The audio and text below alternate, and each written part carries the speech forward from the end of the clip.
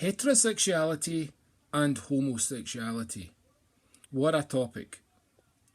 Now, I can see the point that homosexuals are making where people, the Christians are ganging up on and condemning people who are homosexual.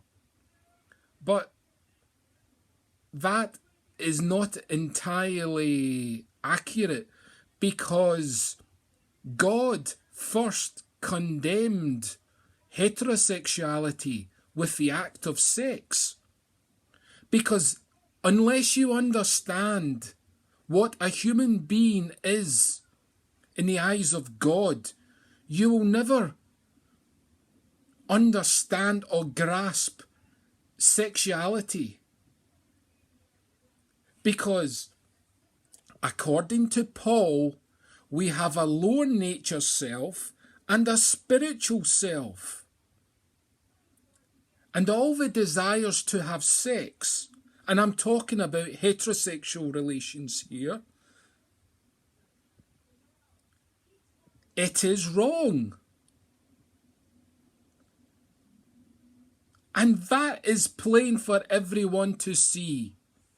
You know, I view sex like, have you ever had a worm on your hand and it wriggles about? Well, just imagine putting two worms on your hand. That is basically what a couple in sex are doing. They're writhing about like worms. They can't accomplish anything.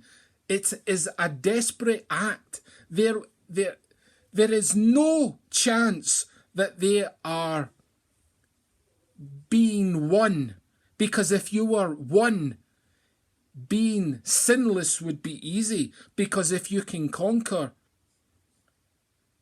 it for sex, then surely the step to...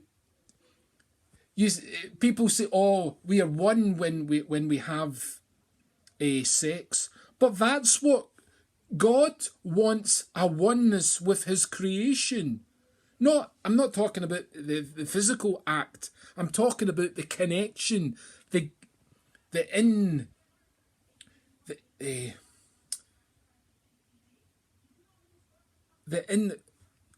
understanding what God wants and being the image of that, what God commands.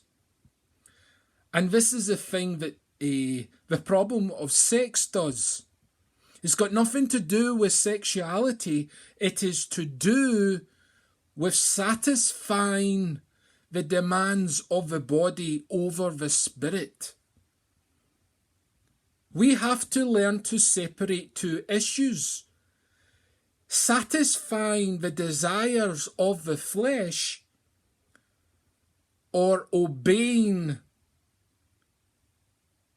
the way of the spirit. It has got nothing to do with sexuality.